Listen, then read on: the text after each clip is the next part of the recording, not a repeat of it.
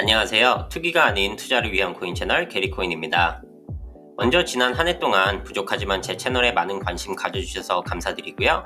새해를 맞아서 모두 새해 복 많이 받으시고 올 2022년에 코인 투자로 꼭 좋은 성과 있으시길 바라겠습니다. 이번 영상에서는 지난 비트코인 ETF 파헤치기 1편에 이어서 조금 심화된 내용을 다뤄보도록 하겠습니다. 아직까지 1편을 안 보신 분들은 이 영상을 시청하시기 전에 꼭 1편을 먼저 시청하시고 이 영상을 보시기를 추천드리고요. 언제나 그렇듯 미리 구독과 좋아요 부탁드리고요. 그럼 저번 편에 설명드린 현재 미국 시장에 상장된 비트코인 ETF들이 어떠한 문제점들을 안고 있는지 먼저 살펴보도록 하겠습니다. 일단 기본적으로 모든 ETF는 트래킹 에러라고 하는 추적 오차가 발생합니다. 추적 오차란 벤치마크의 가격 변동을 ETF가 제대로 추정하지 못하는 것을 의미하는데요. 쉽게 설명드리면 비트코인 현물 가격이 10% 상승할 때 비트코인 ETF 가격이 5%밖에 상승하지 못한다면 5%의 추적 오차가 발생하게 되는 것입니다. 이러한 현상은 비트코인 ETF뿐만 아니라 모든 ETF에서 발생하는데요. 저번 영상에서도 보여드린 코덱스 200 ETF도 예외는 아닙니다. 하지만 코덱스 200의 경우 추적 오차가 무의미할 정도로 굉장히 작은 데 비해서 현재 거래되고 있는 비트코인 ETF의 경우 추적 오차가 굉장히 큽니다. 따라서 비트코인 ETF에 투자를 고려하고 계신다면 꼭 한번 짚고 넘어가야 할 부분입니다. 두 번째 비트코인 ETF의 문제점은 콘탱고 페인이라는 것인데요. 여기서 지난 영상에서 다룬 내용을 잠깐 복습하고 넘어가면 콘탱고란 선물 가격이 현물 가격보다 높게 거래되는 시장 상황을 말합니다. 제가 대부분의 경우 이자율이 양수이기 때문에 선물 가격이 현물 가격보다 높게 거래되는 콘탱고가 일반적인 상황이라고 설명드렸는데요. 문제는 그림에서 보시다시피 만기의 선물 가격과 현물 가격은 항상 수렴하기 때문에 선물로 해당 자산에 투자를 하게 되면 그만큼 손해를 보게 됩니다. 이걸 쉽게 설명드리면 예를 들어서 비트코인 현물이 현재 48,750달러에 거래가 되고 있고 선물이 48,932달러에 거래가 되고 있다고 하면 선물의 만기까지 비트코인의 가격에 변화가 없다라고 가정하면 저는 그 차익인 182달러만큼 손해를 보게 됩니다. 따라서 비트코인 선물에 투자하는 ETF에 투자를 하시게 되면 항상 콘탱고 페인으로 인해서 현물에 투자하셨을 때보다 손해를 보시게 됩니다. 세 번째 문제점은 롤오버 비용인데요. 이건 방금 설명드린 콘탱고 페인과 밀접한 관련이 있습니다. 지난 영상에서 설명드렸다시피 현존하는 비트코인 ETF들은 CME에 상장된 근월 선물에 투자를 하게 되는데요. 발행된 ETF의 수량에 변화가 없다고 가정할 시 똑같은 사이즈의 포지션을 만기가 도래하기 전에 다음 월 선물로 넘겨야 합니다. 조금 쉽게 설명드리면 현재 비트코인 ETF들은 가장 근월물인 12월 만기 비트코인 선물에 투자 중입니다. 똑같은 포지션을 유지하기 위해선 12월 만기가 도래하기 전에 12월 물을 팔고 내년 1월 물을 사서 포지션을 넘겨야 합니다. 이걸 롤오버라고 하는데 아까 말씀드렸다시피 비트코인 선물이 콘탱고 상태이기 때문에 계속해서 현물보다 더 비싼 가격의 선물을 사야 합니다. 한 기사에 따르면 이러한 롤오버 비용은 연간 무려 28%나 됩니다. 따라서 비트코인 ETF에 투자하시면 현물에 투자하실 때보다 무려 28%나 손해를 보시게 되는 겁니다. 마지막 문제점은 콘탱고 심화와 규제 관련 이슈인데요. 더 많은 돈이 ETF에 몰리면 몰릴수록 더 많은 비트코인 선물에 대한 수요가 생기게 됩니다. 이렇게 되면 선물 가격은 현물 가격 대비 더 상승하게 되고 이건 곧 콘탱고의 심화를 뜻하며 방금 설명드린 콘탱고 페인과 롤오버 비용이 증가함을 뜻합니다. 또한 CME는 각 회사가 살 수 있는 선물의 양의 최대치를 정해놨는데요. 프로쉐어스에서 운영하는 비토 ETF의 경우 이 한계치에 거의 도달했었습니다. 따라서 더 많은 돈이 비토 ETF에 몰릴 경우 프로쉐어스는 강제적으로 근원물이 아닌 상대적으로 유동성이 떨어지는 원원물에 투자를 해야 할 수도 있습니다. 이렇듯 현재 미국 시장에 상장된 비트코인 ETF들은 다양한 문제점을 안고 있습니다.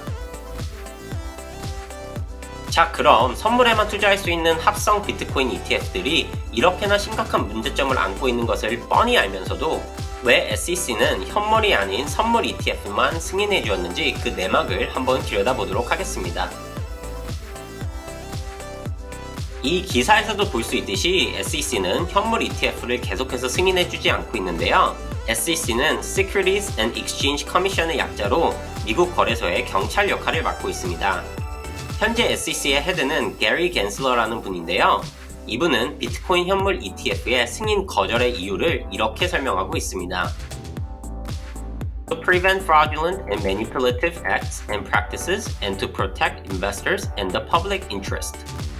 이걸 의역하면 현물 ETF는 시장 교란의 위험이 있기 때문에 투자자 보호를 위해서 비트코인 선물 ETF만 승인했다라는 뜻인데요. 표면적으로는 크게 틀린 말은 아닙니다. 일단 CME 그룹 같은 경우 전 세계적으로 가장 큰 거래소를 운영하는 공공기관의 느낌을 갖고 있는 기관이고, 여기에 상장된 비트코인의 선물의 경우 CME 그룹에서 정해진 규칙에 따라 운영되기 때문에 투자자를 보호한다는 명목상 맞는 말입니다. 문제는 여기서 SEC는 굉장히 중요한 포인트를 놓치고 있는데요. 그건 바로 CME에 상장된 비트코인 선물의 거래량입니다. 보시다시피 가장 활발하게 거래되는 12월물의 거래량이 1000계약도 안 되는데요. 각 계약이 5개의 비트코인을 의미하니 하루 거래량이 비트코인 5000개밖에 되지 않습니다. 반면 현물 비트코인의 경우 하루 거래량이 24 빌리언 달러, 원화로 따지면 거의 30조에 육박하는 거래량을 보여주고 있습니다. 상식적으로 거래량이 작으면 작을수록 시장 교란에 유리하기 때문에 이런 SEC의 설명은 저에겐 별명으로밖에 들리지 않습니다. 또한 선물이라는 것은 항상 벤치마크를 기준으로 거래되는데, 비트코인 선물의 경우 BRTY와 BRR을 기준으로 거래되고 이러한 방식으로 만기일에 결제가 됩니다. 문제는 이 벤치마크가 코인베이스라고 이름을 바꾼 지덱스, 크라켄, 이트빗, 그리고 비스탬프의 비트코인 현물 가격을 벤치마킹하고 있다는 데 있습니다.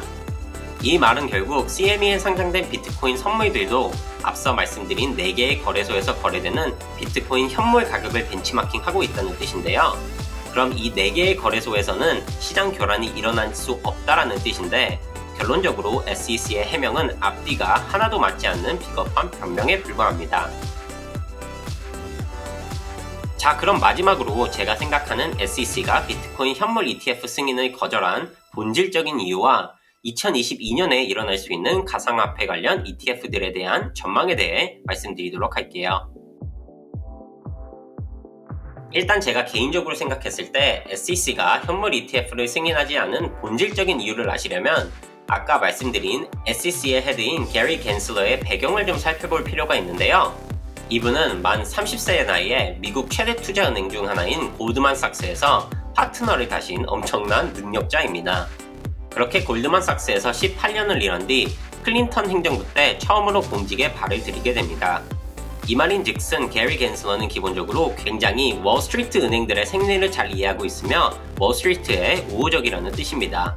따라서 제 개인적인 생각으로는 현재 게리 갠슬러가 비트코인 현물 ETF를 막아줌으로써 투자은행들의 시간을 벌어주고 있다는 게 제 생각입니다. 이거에 대해서는 나중에 조금 더 보충 설명드리도록 하겠습니다. 2022년 가상화폐 관련 ETF에 대해 조금 전망해보자면 아마 이더리움 선물 ETF도 승인되지 않을까 조심스레 예상해봅니다. 이유인즉슨 이더리움 선물 또한 CME에 상장되어 있고 비트코인 다음으로 투자자들이 관심을 보이는 자산이기 때문에 충분히 가능성이 있다고 생각합니다. 이게 얼만큼 이더리움 가격에 직접적인 영향을 미칠지는 예측하기 어려우나 내년에 호재로 작용할 가능성이 크다라고 저는 생각합니다. 이거보다 더 중요한 이슈는 아마도 비트코인 현물 ETF가 2022년에 승인이 될 것이냐 말 것이냐 여부인데요. 제 개인적으로는 반반이라고 생각합니다. 이건 정치적인 이슈가 큰데요. 보시는 기사와 같이 점점 정치권에서 SEC를 향한 압박이 거세지고 있습니다. 이건 비트코인 선물 ETF가 갖고 있는 문제점 때문이기도 하지만 2022년 11월 8일에 벌어지는 상원과 하원 선거에서 표를 얻기 위함이기도 합니다. 현재 미국인들의 경우 가상화폐에 굉장히 긍정적이기 때문에 가상화폐에 대한 우호적인 정책을 내놓는 정치인들이 빠르게 인기를 얻고 있습니다. 따라서 선거를 앞두고 표를 얻기 위해서 SEC에 더 많은 압박이 가해질 것으로 보입니다. 또 한 가지 비트코인 현물 ETF가 승인되기 위해서 굉장히 중요한 포인트는 바로 비트코인의 보관인데요.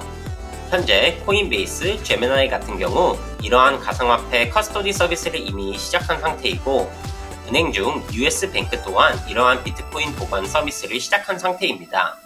자, 여기서 아까 말씀드린 게리 갠슬러와 월스트리트의 관계를 다시 살펴보면 제가 말씀드린 시간을 벌어주고 있다는 뜻은 바로 미국의 투자은행들이 가상화폐 보관 서비스를 제공할 수 있는 서비스를 개발할 수 있는 시간을 벌어주고 있다는 뜻입니다. 그래서 제 개인적으로는 만약 내년에 미국 투자은행들이 이러한 가상화폐 보관 서비스를 실제로 시작한다면 정치적 압박과 어우러져서 SEC가 비트코인 현물 ETF를 승인하는 시나리오도 충분히 가능하다고 생각합니다. 자, 오늘 영상에서는 비트코인 ETF에 대해서 조금 더 깊게 설명드렸는데요. 어떠셨나요? 개인적으로는 올해 비트코인 현물 ETF가 승인된다면 이건 가상화폐 시장에 정말 큰 호재로 작용해서 가상화폐 전반에 큰 가격 상승을 불러올 수 있다고 생각합니다. 따라서 가상화폐에 투자를 하고 계시다면 비트코인 현물 ETF 승인 관련 뉴스에 관심을 기울이는 것을 추천드리겠습니다. 이번 영상에서 이해가 안 되시는 부분이나 질문들은 댓글로 남겨주시면 제가 최대한 빠르게 답변 드리도록 하겠습니다. 이 영상이 유익하셨다면 구독과 좋아요 그리고 알림 설정까지 부탁드릴게요. 감사합니다.